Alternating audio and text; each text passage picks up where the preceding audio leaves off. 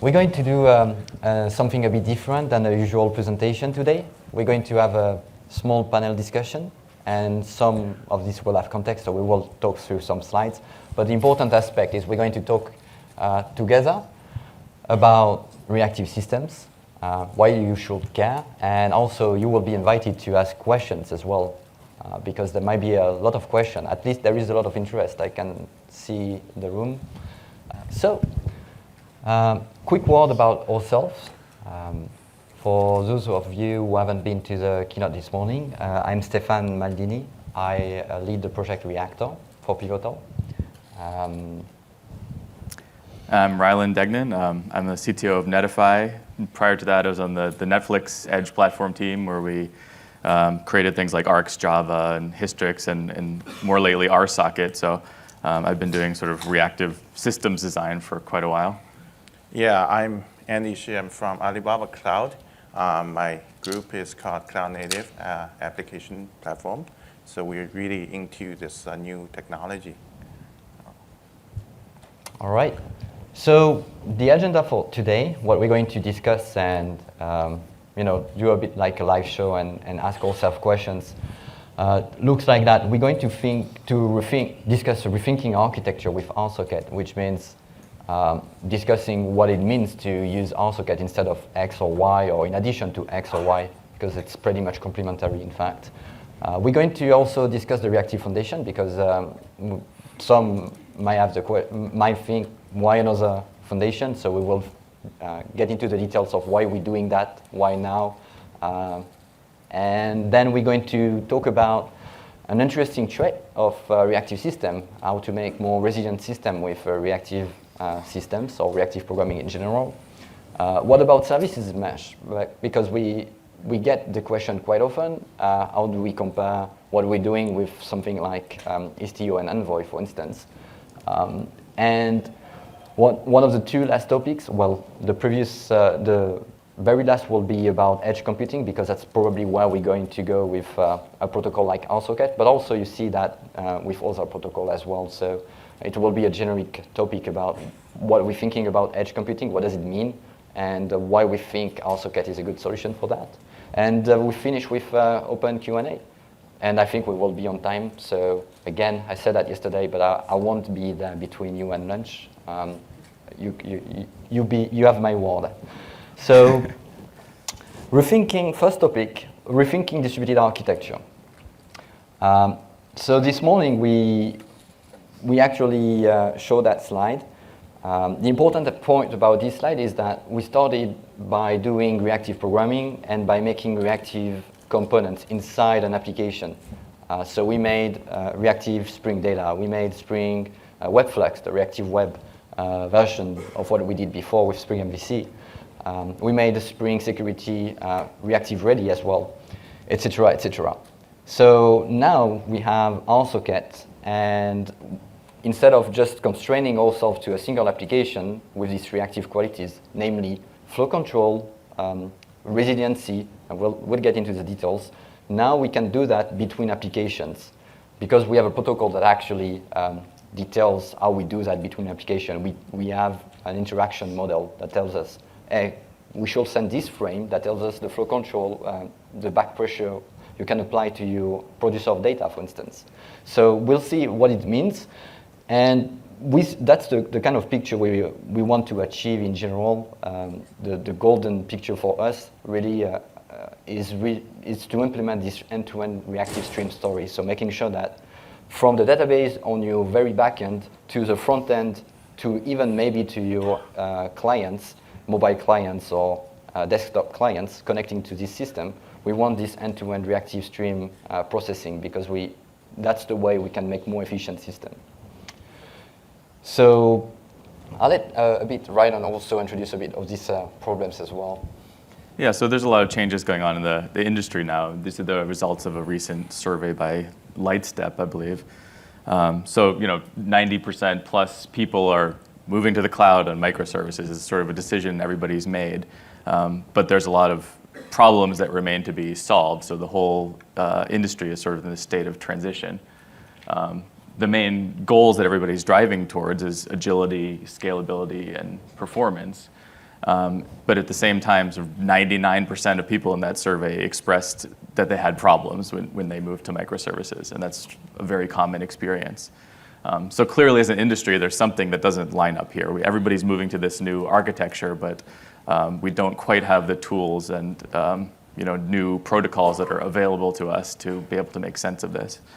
And I think as an industry, we focused too much on one problem, a very specific problem, which is just getting to the cloud and microservices, getting out of the data center. So maybe taking some legacy code that you've written that wasn't really designed for the cloud or to fly, and trying to sort of strap some wings on it and just get it out the door and into production. But as I said, that's a very transitory state, and I think what we're interested in talking about in this panel is what's the next phase after that. So if I were to just forget out all my legacy stuff and design a brand new application from scratch that's truly built for the cloud, what would it look like? Chances are it's going to be very, very different than anything you might have imagined before. It's going to be automated to a very large extent. It's going to be resilient. It's going to be something that you don't have to worry about manually implementing a lot of the things that you currently have to do. So we came up with sort of a short list of qualities that if we were to design something from scratch, what would you want in a new application? And one of them is you'd want it to be expressive. So any sort of development platform that you're using should be able to express the full range of things that you want to do in your application. And that includes things like streaming. If your application, if the language you have to write your application has no ability to express the concept of what you're trying to do, you just simply can't do it, or you end up sort of re-implementing it in a very poor way.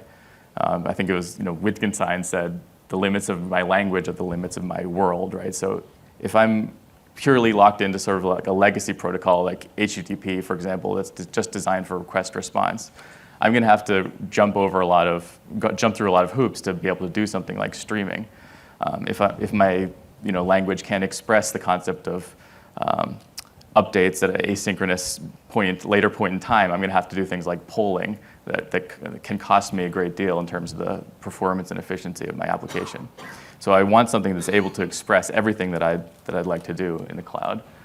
And of course, any solution must be comprehensive. So applications are no longer just a set of back-end services and web browsers or something.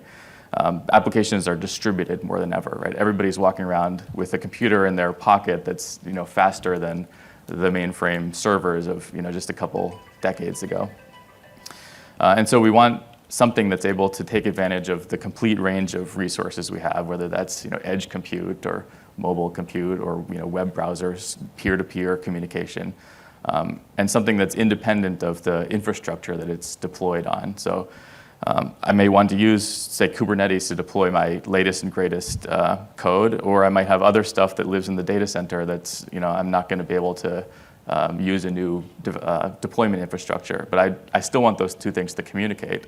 And there's still going to be places where I want to deploy code like to a browser or to a phone where I'm not going to have a fancy deployment infrastructure, and I still want those things to participate as first-class citizens. And finally, I want my system to be reactive, obviously. Maybe Andy can take that. Why I would want something to be reactive? Yeah, so I get this question a lot, and I want to advocate for those folks who are doing this application development. I want to ask you guys this question. So why is that important? Why is reactive important? Like, why is it not a choice, but it's something we must have? I talked a bit about that in my yesterday's session. One thing I find important, the scale of things have changed. We don't have the same traffic. We have mobile applications connecting to our backends now. So we need solutions adapted to this kind of traffic. And the other thing is we have more and more microservices. So I don't want to, at least as a software developer, I don't want to be on call for each of them and making sure that each of them is running smoothly under stress. There are failures that require me to make sure it restarts, and I have to build all these processes around. So I want my application to be kind of resilient. And I don't think we can get away from that. The more applications we create and have to manage them, the less you want to be involved in the process of managing them, basically. And Radham, what are the pain points you see for folks, especially doing maybe Spring Cloud development, when they are moving towards designing the new microservices architecture? What are the main obstacles you've seen?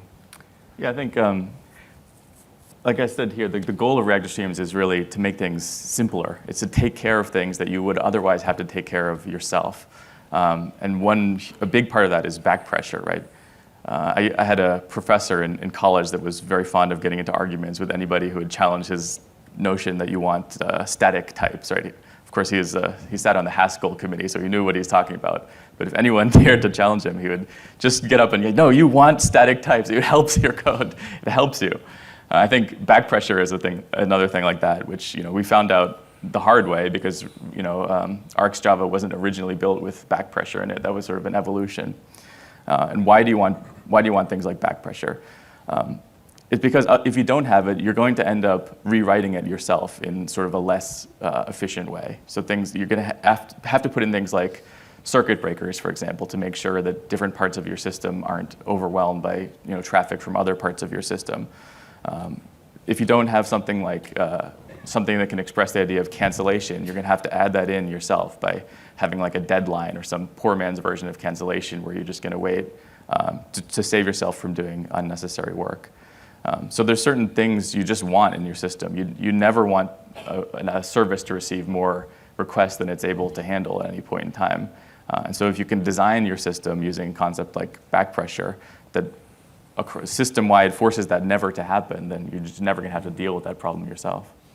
So can we conclude then maybe reactive system is just like a library that you can use, easy to use and being reliable, and people don't have to reinvent the wheels all the time when they're designing any distributed architecture?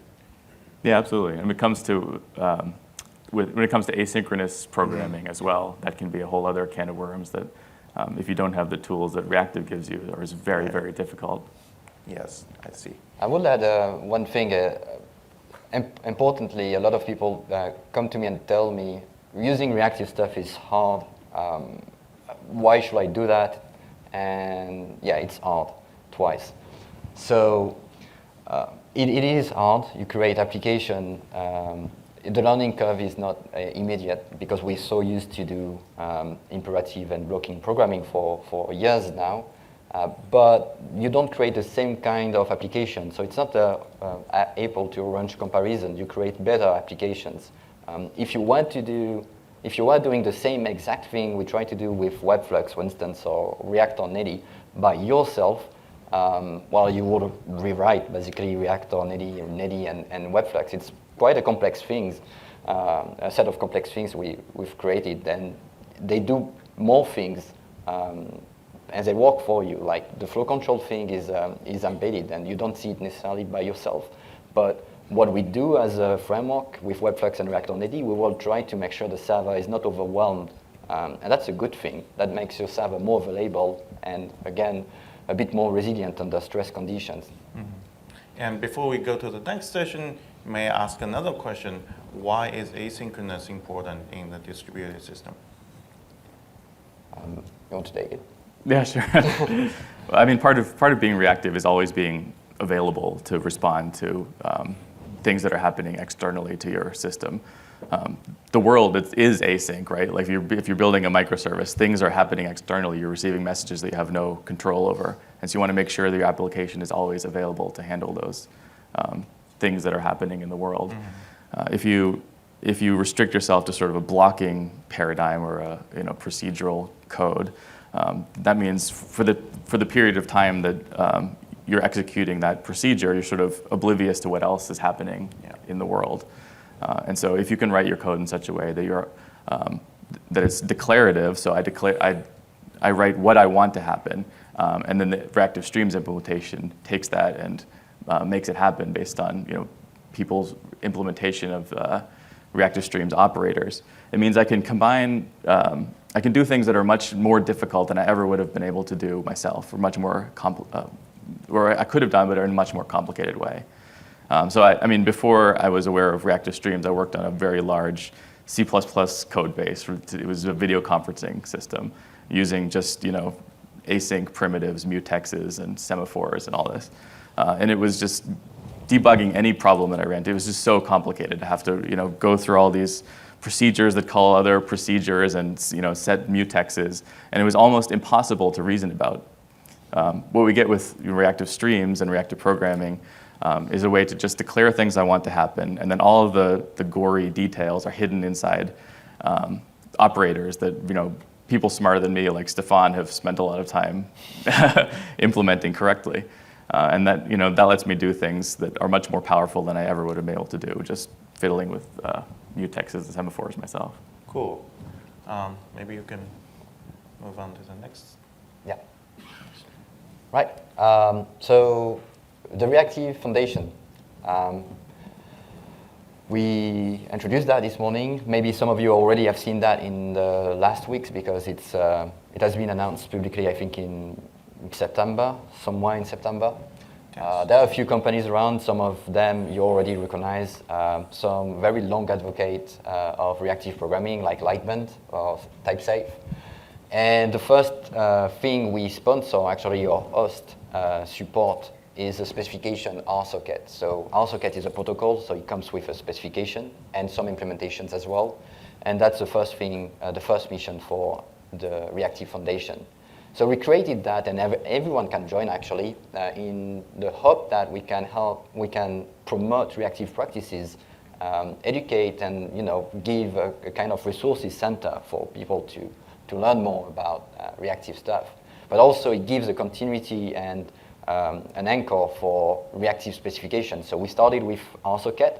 We're thinking about reactive streams. We might offer other candidates, like R2DBC is a strong candidate, and we'll discuss that between the members of the foundation if that is a strong candidate for the Reactive Foundation. But this kind of foundation is the right host for this project. So that's my main reason, at least from our perspective and the Pivotal perspective. What's your reasons for having a foundation? Yeah, I mean, I think some of us have been working together for a long time on this sort of thing, but in a very informal way. So just having a more publicly available forum where we can continue to drive new ideas forward and make that available to people is the main goal. On the next slide, there's already a bunch of work that is ongoing and a bunch more projects soon to join the foundation. So we hope this will be sort of the repository of information, documentation, TCKs, sort of everything that you need to get started and write reactive applications. And I learned there was a suffix foundation. That's the first time I've seen that. So if you go on your web browser and you go to reactive.foundation, it actually goes to the site. First time, I don't know, I've never seen that before. It's pretty cool. What's your reason? Well, we are a deep believer in high-performance architectures because Alibaba used to be, or still is, largest e-commerce platform in China. So we need something that has high performance and resiliency in our system. And then we were enthusiastic in selling those things on the public cloud by offering them to customers. One thing we noticed is that the customer's reception isn't that great. And that got us thinking, why is that? So we would like to join this foundation and then promote this technology and getting more people get involved and then work with us, and we can work with them. And we hope to get more developers using reactive streams and using RSocket. And then people can benefit that, and we can benefit from that as well. So that's the motivation behind this. Maybe it might be an interesting point to ask if there was any question, even before the open Q&A, about the foundation right now. So you had a slide in the previous one. Yeah. Compared HTTP is 10% faster, 90% less resources. Could you elaborate on that? Ryan, can you elaborate on RSocket? Yeah, so I mean, RSocket is a binary protocol. It's designed to be like very, very fast for machines to process. Unlike HTTP, the primary goal is to serve textual information, documents. So that's what it was designed for. And so it has sort of text encoded headers that need to be parsed by machines in order to figure out where that request needs to be routed to. And RSocket was, the spec was co-written by Todd Montgomery, who was one of the guys who wrote, Aeron and a lot of the Chicago Mercantile Exchange. So there's a very, very smart people who put a lot of effort into making a protocol that would be very high, could be processed at a very high frequency. And then, there's some interesting new work in things like load balancing algorithms that go into RSocket that take advantage of the extra information you have because it's a persistent connection. So you have an ongoing stream of information about where the best resource is within the system to be able to handle this request. Those are just a few of the things, but put together, you're able to write messaging systems that are much, much faster than what's currently typically available. And we'll talk about the performance in later. Yeah, but if you check out like our Netify blog post, we have more details and sort of benchmarks around RSocket. I would add one thing. I think I've attended a conference from, I think it was Fastly, edge computing company. And they do like Cloudflare on these companies. They do edge compute and serve a lot of traffic. And they work on HTTP 3 right now. Interestingly, we had probably 30 years plus of HTTP 1. Now 6-7 years of HTTP 2, and we're already thinking about HTTP 3. So something was wrong in the process probably, but we're already having these discussions and first implementation of HTTP 3 support. And one important thing about that is they stopped actually focusing on this couple that is HTTP over TCP forever, and they took a step back and said basically we can make HTTP over any kind of protocol at the layer 4, so we can make HTTP work on top of UDP because that's more efficient, and that's HTTP 3. That's basically HTTP 2 over UDP. So I think there is a shift in the industry that the classic, the very strong couple HTTP over TCP, the reign of that is maybe coming to an end, and maybe we will have more implementation in the future that will try using the most of the communication protocol at the lower level. And that's exactly what does RSocket. RSocket is not tied to TCP. It can work on top of UDP. It actually can work on top of HTTP itself because it's pretty flexible. As long as you have duplex communication, RSocket works. So I think as an industry, it's not only RSocket, we're seeing shifting that direction that we can rethink things a bit better. We see that in all the work streams as well. Yeah, I think that's one of the coolest features about RSocket and a little bit underappreciated is that the transport layer is totally flexible with RSocket. It's layer 5-6 protocol, so it sits below the application layer, but above the transport layer, and you can plug in sort of whatever the most appropriate transport for that segment is. So you can have RSocket, going to the edge, like over WebSocket, and then inside your data center, you could be using TCP or things like Aeron, or even in-memory transports if you happen to know you're on the same, physical host, which is like 100 times faster than things like TCP because you don't have to packetize everything. So you can keep exactly the same application layer semantics and just swap out the transport underneath. And with the speed that we're seeing changes in the transport, we have HTTP now, HTTP 2, and HTTP 3 coming. Do you really want to rewrite your application every time a new version of HTTP comes out? With RSocket, you don't really have to. You can just keep the same application semantics and plug in HTTP 3 when it comes out, if it ends up being faster. A lot of it depends on the particular implementation of that transport as well. Facebook did a bunch of testing with Quick, I believe, and they finally determined RSocket was faster than Quick, even over TCP, just because of the quality of the implementation. Yeah. I'll quickly transition to another important topic. Can we actually build more resilient systems? Because that's really one of the quality I'd like to advertise about reactive programming and about reactive systems in general. So, you want to take it over? Yeah, sure. So let's, all right, we'll dig into some actual architecture stuff here. So this is for a point-to-point communication, right? So RSocket, like I said, it's very flexible. It's not opinionated about what architecture you're deploying to. So you could have code written in JavaScript running in Kubernetes, talking to something that's just running a Java VM. So RSocket forms a bidirectional connection between these two entities, right? So it's bidirectional, meaning anybody can initiate a call, like unlike HTTP where there's a requester and a responder designed to retrieve a resource.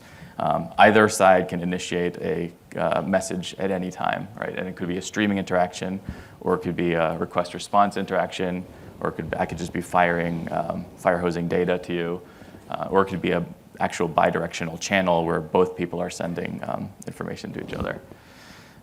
But even point to point, the cool part is you get reactive streams back pressure, right? So I can control the rate at which data is being sent to me by expressing to the sender, I'm ready to receive like 100 requests, or now I'm ready to receive 200 more requests. And so that means you don't have to deal with some of the problems that you have to deal with, like figuring out what circuit breaker parameters to put in your client, so you don't keep killing your downstream service by sending it too much traffic. It's all just built into the protocol, so it's just much more like drinking from a bottle of water than fire hosing yourself in the face. But so point to point gets you only so far. But what about, of course, you have more than one instance of any given service. So how do I connect if I have multiple services running within Kubernetes? How do I sort of load balance and connect all those things together? So what we built at Netify is a general purpose RSocket broker that's able to essentially connect the pieces in a distributed architecture using RSocket. And what this gives you is the illusion of a point-to-point connection. So for my Java service, I can send a call to this service that's running in Kubernetes. Maybe it's service foo. I don't even have to know that the broker is sitting in between. So in that sense, it's much more like an IP router, right? I send a request to an IP address, I get a response. I don't actually know, how that gets routed to that address or what nodes sit in between me and that address. This lifts that idea to the level of services. So instead of worrying about IP addresses and ports, I can just send a message to a service, and that gets routed sort of via the broker and establishes a virtual point-to-point connection between myself and the service I'm interested in talking to, and I can just have a natural conversation. And that means that there's essentially only one thing I need to deploy is this broker, and then I can, yeah. Does it support encryption, like SSL, just to secure? Yeah, and so on the transport, you can use whatever transport layer security you want. So if you're doing RSocket over TCP, you can use SSL. So it can be end-to-end secure at the transport layer. One of the interesting things that RSocket offers, even beyond that, is the idea of application layer security. So we've been sort of collaborating on a spec for RSocket security layer, which would allow you to have secure communications end-to-end at the application layer. So even if I were to go over some unsecured transport or over the public internet, I could guarantee that particular virtual channel is completely encrypted between the sender and receiver. So that's, look for that as part of the foundation. That's sort of one of the things that we're working on in the very near future is an end-to-end security spec for RSocket. And one of the cool things is it doesn't really depend on any particular infrastructure. It doesn't use Kubernetes APIs or doesn't require you to deploy this into any particular infrastructure. It can run on bare metal. It can run on a mobile phone. It can run in the cloud. So it really is very flexible in that way. It lets you connect the pieces wherever you are. And then, of course, with things like Spring Cloud Gateway offer some really interesting ways to bridge legacy services onto RSocket. So you can have HTTP gateways that support both RSocket and protocols like HTTP, and have legacy services be called via an RSocket service.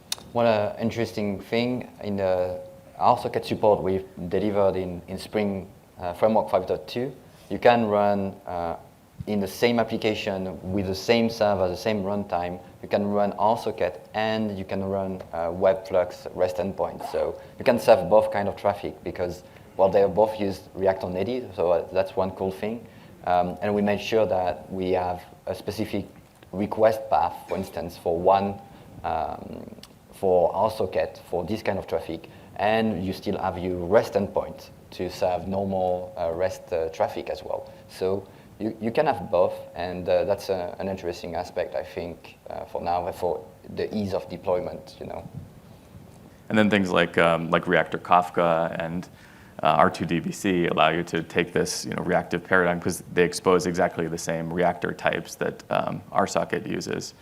Allows you to bridge sort of RSocket traffic into a database, or So the truth is, the more you use Reactor, the more we want to reward you with all of these benefits. That's basically the trick, or kind of game plan. If you start using reactive data access with R2DBC, if you start using Reactor Kafka or Reactor RabbitMQ, for instance, and then you serve traffic with WebFlux, which can return the fluxes directly. But you start with that, and then you continue with RSocket. So that means everything becomes reactive in the pipeline. We reward you with that because we make a system. We become a force multiplier in terms of efficiency. If you combine everything the reactive way, it's tenfold more efficient than just doing the bit-by-bit part, basically. So that's the promise we try to give you. Yeah, question? So how do you deploy the broker? Like, make it available? Does it deploy part of the application? Does it deploy as a cluster? A broker question for you. Yeah, sure. So the Netlify broker is available for free as a Docker container or a Java application, so you can deploy it into your own environment. It's got clustering built in, so you can give it like a seed node and it will auto cluster, so you can deploy as many brokers as are required to handle your amount of traffic. And then it has load balancing, everything built in, so you can you can bootstrap it based on the environment you're in. So if you're in Kubernetes, for example, you use Kubernetes Service Discovery to find its nearest broker, and then it will get a list of the brokers that are available and automatically load balance to all available brokers. And the brokers gossip among themselves about who's connected where, and then route the traffic accordingly. So I mean, it may seem daunting that like all the traffic is going through this sort of intermediate node, but as we were aware from the internet, that's actually a very scalable way of designing a distributed system, as long as there's no single point of failure, as long as the cluster can grow. The broker it's all zero copy, it's all very, very fast using RSocket, so you're unlikely to be able to send more traffic through it than it's able to handle. May I add something? So, excuse me. When this video is rolled out, folks, especially users in China, can try it on Alibaba Cloud. We're going to roll out Netlify broker very soon. And then it's going to be like a public IP address or public domain name available. So you just connect your services to that broker, and then everyone else can consume it, or the other way around. So yes. Very cool. So yeah, back to our original list of criteria we want for something. So let's consider this architecture. So it's clearly expressive. It uses RSocket and reactive streams. So it's able to handle not only request response traffic, but streaming traffic with back pressure over multiple hops, which is, I mean, it's amazing that it actually works, but I can have a multi-hop connection, even like microservices calling microservices hundreds of layers deep, and back pressure will just work over that entire connection. And that means I don't need to insert things like bulkheads everywhere to prevent my application from dying. Traffic will just flow at the optimal rate. Just to clear a confusion I see sometimes, it's different from TCP level back pressure. So TCP level or connection level back pressure is the system counting the number of bytes and doing that to avoid overwhelming the TCP buffer. But reactive streams back pressure will not count the number of bytes. It will count the number of messages, like transaction, number of message, number of user you want to send, number of response or request. So that's a different level of counting, because we don't want to ask all of you to start counting the number of bytes you want to use before stopping, accepting more traffic. That's a major difference, because no one is able to easily count this number of bytes. We can reason in terms of object we manipulate, but we cannot really resonate with this level of control. Yeah, absolutely. So the work is comprehensive because there are clients implemented in almost every language. I think, what is RSocket implemented in now? Java, JavaScript, C++, C#, Go, Kotlin. The list sort of grows almost every day. And of course, as I mentioned, it works with any transport that RSocket supports in any environment, so it's very flexible in that sense. And as we were aware, reactive flow control sort of eliminates all this complex configuration and infrastructure that we need to have. Where do we go next? Right. So, if coming back to the topic of resiliency, it's interesting because there are a few interesting questions when you talk about resiliency. And failover, we briefly touched a bit on that. I had a chance to attend another conference where there was a paper presented about a project used at Facebook, I think. Yeah, Maelstrom, which was an experiment about what happens during a strong disaster. So they have data centers, and a fire or an earthquake can happen, and you lose your data center. And what they were doing in this experiment was to try to see how long it takes to fail over to another data center, all the incoming traffic. And basically the paper says it took like 6 to 12 hours, which is a huge metric for some service like Facebook at least. And they don't really have a solution to that in the paper. They don't want to advocate, but they clearly state the problem, that it takes a lot of time. And in this experiment, they were using gRPC connected services. What we opt to do with RSocket is not to have something like a passive-active architecture, because what happens is one data center is sleeping until something happened to the other data center, and then it's waking up and it starts accepting traffic. And that's, the routing of this traffic to this new data center takes a lot of time, as they discovered. We don't want to arrive to that situation. We want to have a kind of active-active scenario with RSocket, because with back pressure, we know if a data center is going to be slow to serve, and we know when a data center is going to be fast, because the rate of requesting for more traffic, thanks to the back pressure, is going to be different. So we can route the traffic all the time to the fast data center, but we can also, time to time, make sure that the slow data center, just ready for in case of a problem, is still awake by sending some traffic. You will overwhelm anyway your active data center at some point, so why not using this sleepy data center to do some stuff with it as well? So that's one way of seeing things with RSocket. You can have more resilient architecture because you can have everything in your system working already ready to do things. You don't have to use it all the time, but you can already make sure that they are in active state and ready to accept traffic. And this way, if you really lose a data center, automatically your traffic will shift, but there won't be like a huge startup, boot up time to make this system ready and up and running to accept this new traffic. Yeah, the way the RSocket load balancer works is actually really interesting. So it's always trying to maintain the best connection pool it has among all the available connections that are connected to it. And so what that means is it will decide on a few services that are able to handle the requests at the highest volume. So in a multi-region architecture, that would typically be the services within your own region. But at a very low rate, it will continue to sort of probe other regions and send a bit of traffic here and there to figure out if this region is now more optimal. So that means like things that previously required a lot of manual planning and intervention, like region failover, could happen automatically in the future because all that information is just readily available. What about gRPC? How does it compare? Yeah, we get the question about gRPC a lot. How does that compare to RSocket? That's also a blog post that's available on our Netify blog. But the short answer is that sort of they exist on different levels of the stack. So gRPC is an application layer protocol. RSocket is a layer 5-6 protocol, so it's below the level of gRPC.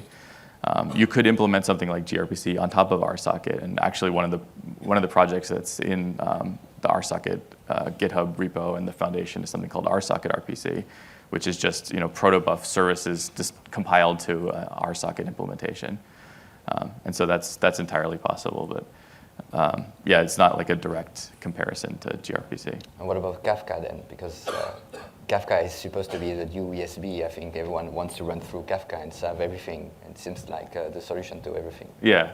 Well, yeah, that's another interesting question is why not use just something like Kafka or an ESB instead of a protocol like RSocket. One answer to that is that you're creating another point of failure, and you're doing it to get guarantees that you don't necessarily need in many parts of your system. So if you're handling live requests where you don't require persistence, then it's sort of an extra step to go through that persistence layer, put something in a queue and pull it off the queue. And you're opening yourself up to the possibility that that queue will overflow because there's no concept of back pressure. It's a disconnected architecture. So you're having to use some external service, some external API like Kafka to put messages into a queue, and then someone else comes in and pulls off the queue.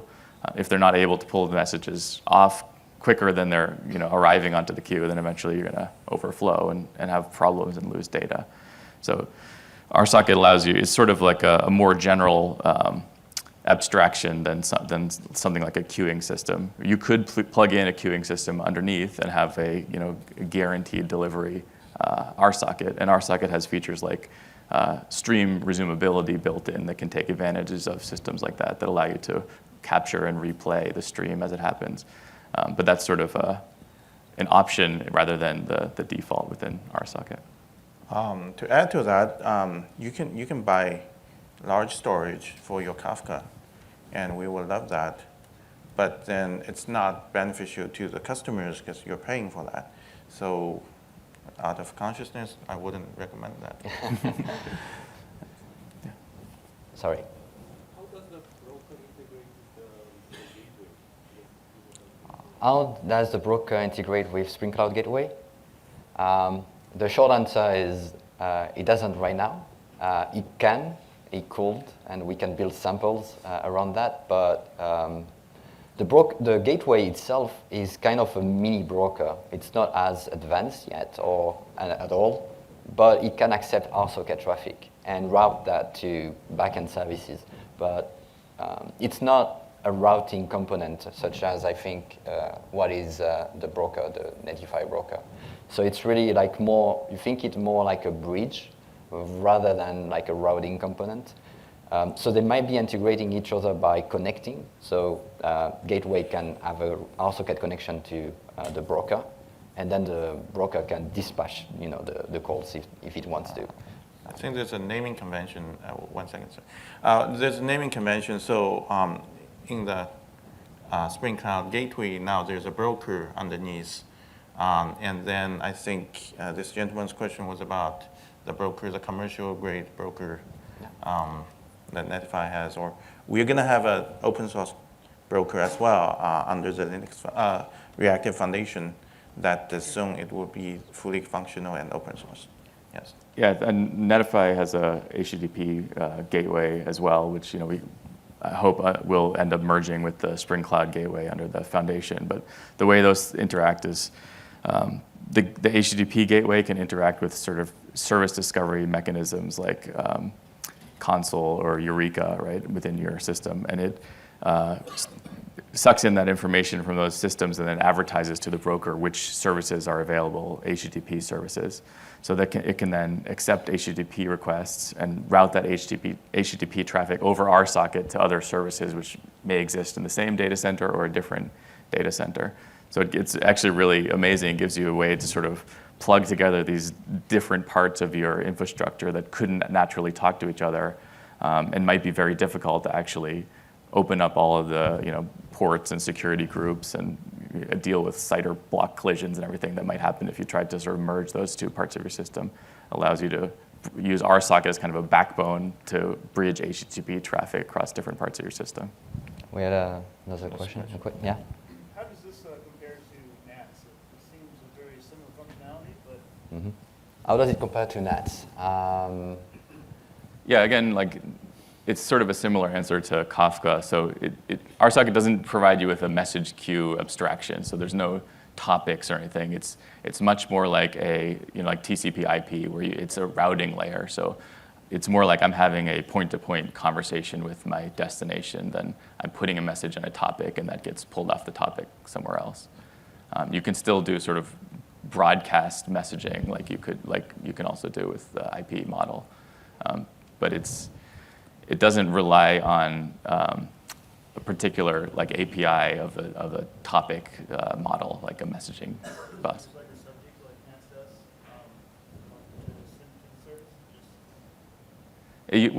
The way it gets routed is a set of tags. So it has got a set of tags that you can add to your traffic, and then you can create rules for how those tags get routed. So I can advertise myself as a service name, as it could be a tag, and my service name is foo. I can also put a tag in saying I'm in region US East, or I'm on a particular browser model, like I'm running this service on Chrome or something. And so then I can use those tags to have very fine-grained routing going on. So I can say I want to send this request out to service foo, but only to people who are using Chrome, for example. So I can address a request to some subset of the people within my entire infrastructure. And then so it's very flexible in that way. There's no centralized like message bus or queue where messages get put in. It just gets sort of routed dynamically through the system. Alden, I think we can continue after for the questions because we need to wrap up. I don't want to be in between you and the lunch, remember? So we get to the point at the end where we have more questions, don't worry. Just the two last topic, and one is going to be extremely short. This one, services meshes, because it's also an interesting question. It's kind of a hot topic, I would say. Mm-hmm. So we have the right definition, I guess, but what's your take actually on services meshes? Yeah, let's so yeah, it's kind of like the same thing I was talking about to begin with. There's a very specific problem in this industry now, which is taking legacy applications and making them work in the cloud and doing that as well as possible with a specific goal that I don't really want to change anything about my application. I don't want to go and rewrite stuff. And so service mesh is a very attractive solution to that problem, right? I'm adding a sidecar onto my existing services, moving it, lifting and shifting to the cloud, and that is a very important problem to solve. The problem with that is it comes with a lot of infrastructure around it, right? So first of all, I have to deploy everything. I have to containerize everything. I have to put a sidecar onto that, which does a lot of extra work, like service discovery, health checks, load balancing. All this stuff happens within my application instead of handled by some external broker. And then all this stuff sort of exists in layers of infrastructure. So because all I have is HTTP here, I'm forced to do things like having service registries, which persist, which services are available, what their ports and IP addresses are, and then have that information retrieved by other parts of my system. With the result that it becomes, quite complicated from an infrastructural point of view, and it's quite difficult to actually set up this whole thing and manage it on an ongoing basis. It requires sort of a team of DevOps to be able to do that. And so as an industry, I think we've focused a lot of attention on solving that problem, but what we are sort of interested in this talk is what can I do if I don't care about legacy applications, or if that's not my primary focus? How can I build the next set of pieces of my distributed infrastructure to solve the problem, perhaps in order of magnitude more efficiently than I've been able to do. And so that's sort of the primary goal of what we've been focusing on here, versus I think what a lot of the industry is focusing on is just like getting out the gate and getting your stuff into the cloud. Do you have anything to add? Yeah, I have a couple of points to add. So a little bit about myself. I've been working on Istio before its 0.1 release. So I know service mesh quite well. I think there are a couple of things. One is the concept of service mesh, right? Do we want to focus on the services instead of IP and ports? Definitely. That's something every developer should have. That's our rights. We shouldn't be working on the IPs and ports, right? That's pathetic. So from that perspective, that concept is perfectly correct. Now comes to the next part, which is the implementation.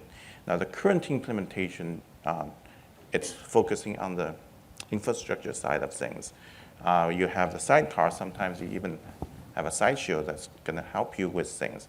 But the sidecar itself will not help you if you have a rusty motorcycle, right? If your main application is not running well, the sidecar will not help you. So that comes to an interesting thing when we looked at the deployment model with RSocket when you have a broker. So there are a couple of things we can get out of the broker. One is because it's connection-oriented, we get the service registration for free, meaning that we don't need a third-party register anymore, right? And then you have the load balancing out of the broker, so you don't need another control plane, or you don't need another sidecar to figure out where to send your traffic to, right? And then you don't need health check, a third-party health check, right? All these things are very troublesome when implementing service mesh right now with Istio or Linkerd because they're both dependent. They're both based on Envoy. Another benefit out of RSocket Broker is that you have connection management simplified. With multiplexing, you only need one connection to the broker, only one.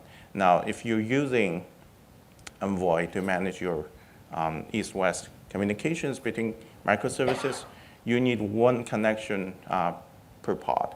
So that's a huge advantage of using RSocket. So in the end, by using RSocket Broker, we get, by refining our applications, by doing our deployment model properly, we get a better motorcycle, right? But does that exclude you from using a sidecar? It doesn't, but you get to think again. Once you get to that stage, now I have a nice motorcycle, do I need a sidecar? Right? That's another way to think about the problem. It's not, I don't think we are enemies or competing against each other, but in terms of the features, there's overlapping features that can be supported easily and simply by using RSocket Broker. So. Yeah, I went to look at like a couple ideas of like the next gen, like specifically about multi-cloud and a few problems that are actually really easy. And if you were to go and design this stuff from scratch, that are actually quite difficult today. Yeah, so a few reasons why I might not want to use service mesh for new development, right? So like HTTP is really not very expressive.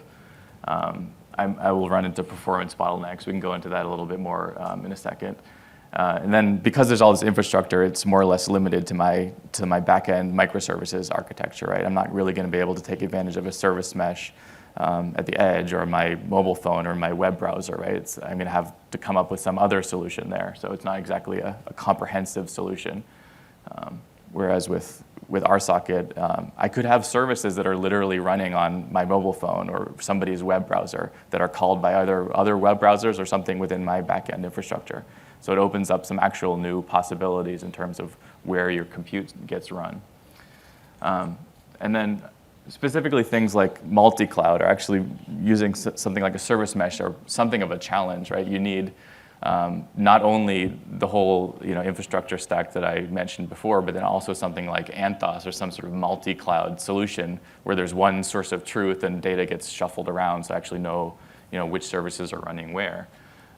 With RSocket, it actually becomes very easy. It's totally transparent to the application where the service is running. So I can have, I can take this architecture which exists in sort of one data center and have it run, again, in multiple clouds or multiple data centers. And I can have cluster-to-cluster communication going on where clusters of RSocket brokers are routing to other clusters and exchanging metadata about where services exist. And all that can be managed centrally using a control plane that's hosted in the cloud. So Netlify offers one control plane where the brokers actually connect into this external control plane. It gives you one sort of point of management for everything in your entire system, whether it's in the cloud or your data center or running on somebody's phone, right? So all this stuff becomes sort of centralized and transparent to the developer. I just say I want to talk to Service Foo. I might happen to be running in Amazon's cloud. Service Foo might be located in Google Cloud or my data center or both. And RSocket and load balancing will just take care of that issue and find me the best service that I can access to handle that particular traffic. I mentioned performance too. So I mean, like Andy was saying, there are sort of performance implications of putting sidecars and proxies everywhere, and especially with all the infrastructure that you have to set up and manage and ensure is scaled correctly. So this is, for example, a benchmark that IBM runs as with a nightly Istio release. This is sort of like it's meant to be a realistic microservices application. It's like airline booking service with several like services that have to talk to each other.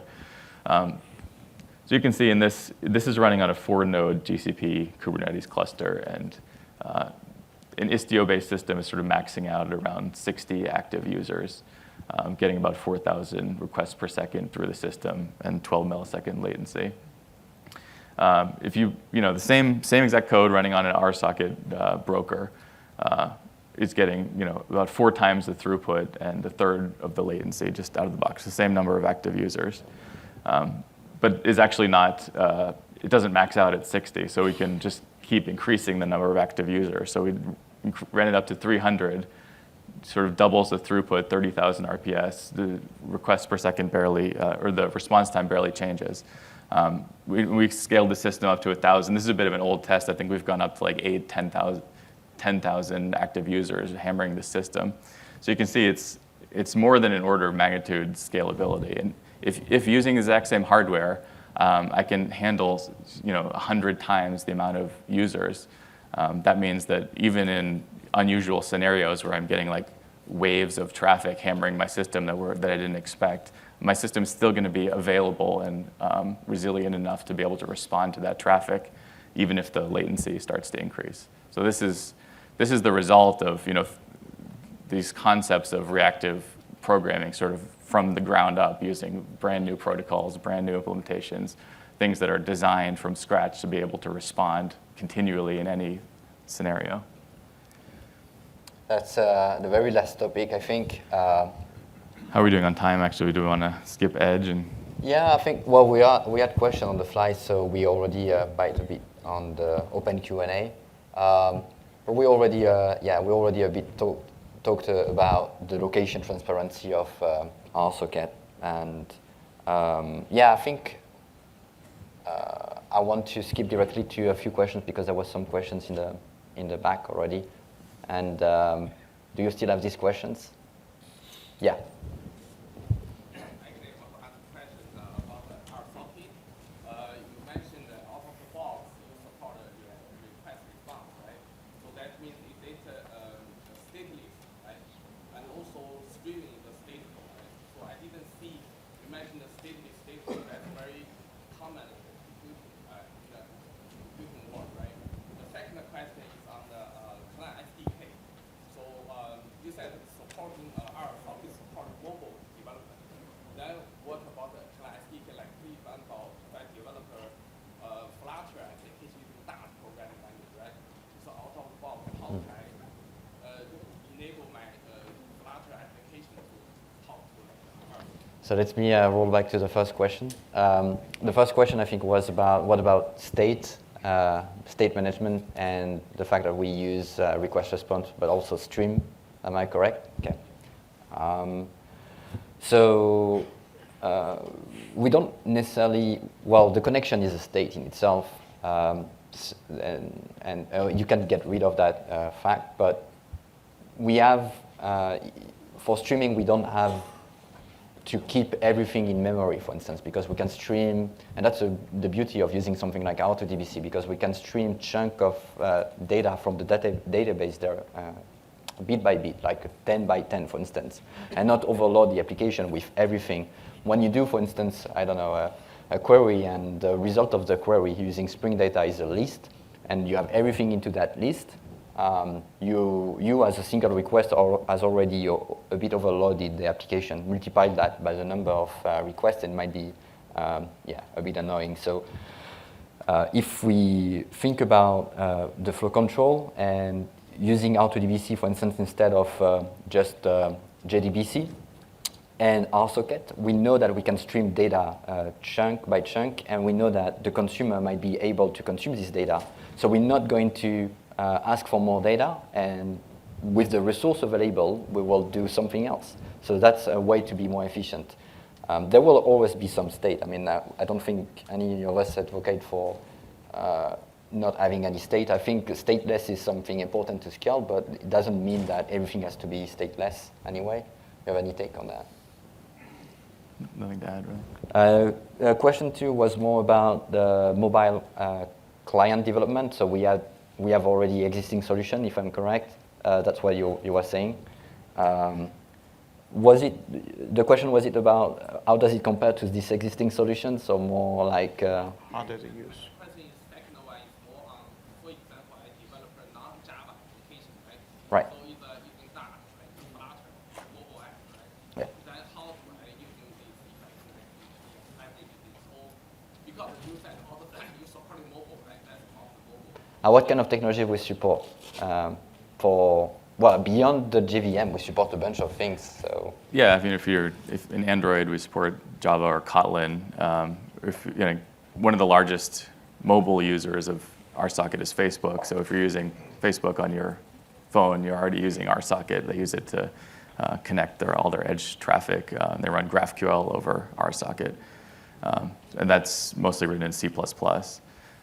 The one sort of missing piece that doesn't exist right now is Swift, I would say, that's being worked on.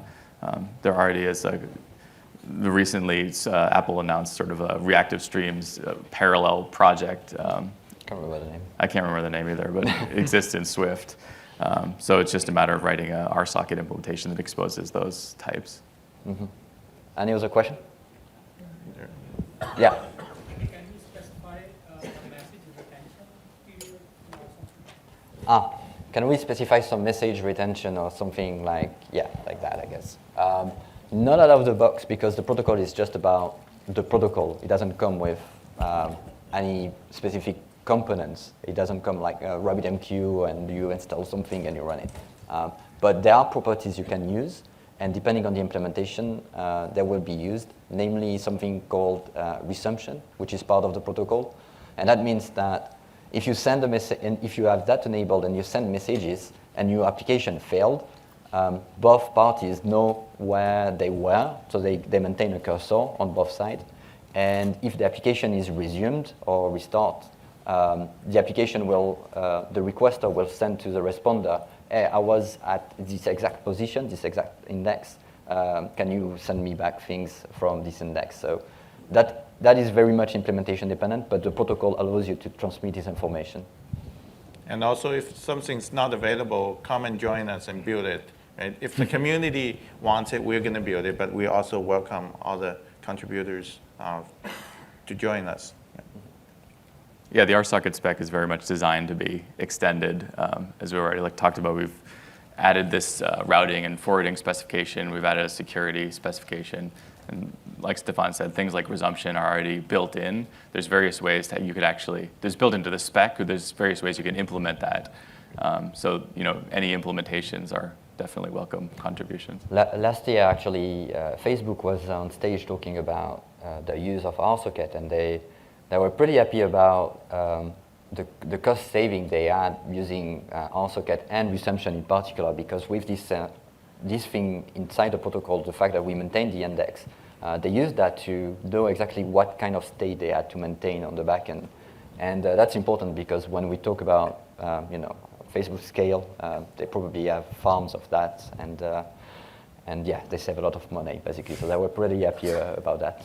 Yeah, we didn't get into that. It's kind of more the edge computing topic, but they can't build data centers fast enough to handle their traffic, and they were able to save like 90% of their edge traffic, or their edge infrastructure, by just this one feature of RSocket, which is resumability.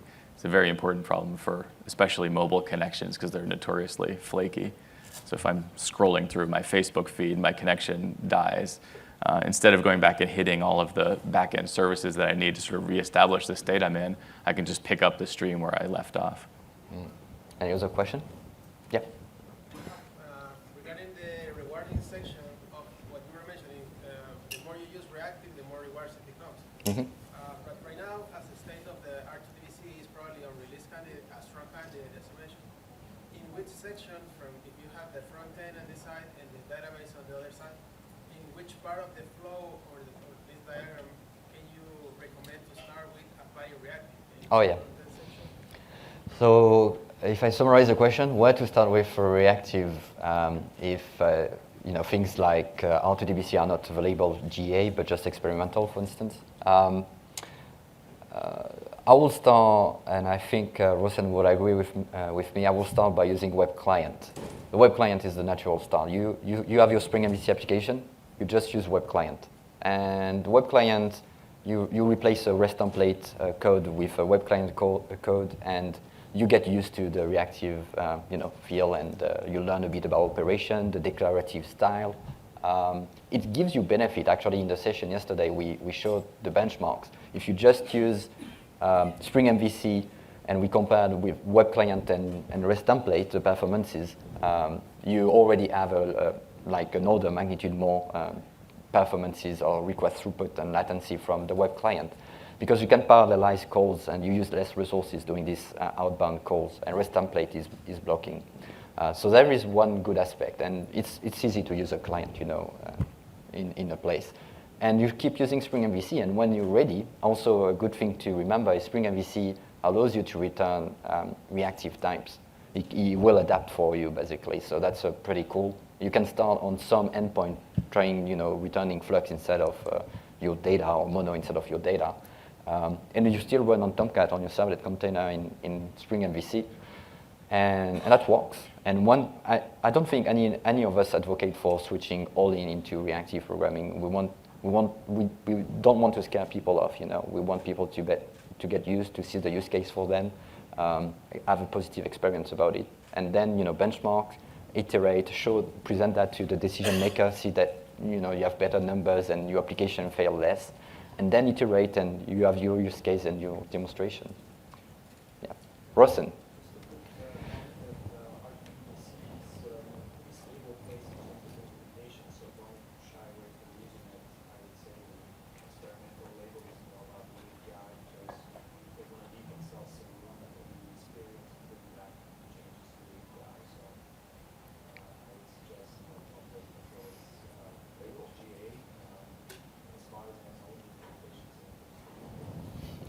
Yeah, so in the benchmark that we showed, that's using R2DBC as well. We had to, because the throughput was so much higher, it was the database had to be scaled up a lot higher, and of course it had to have an asynchronous, access layer, or else that would have been the limiting factor of that entire benchmark, just database access.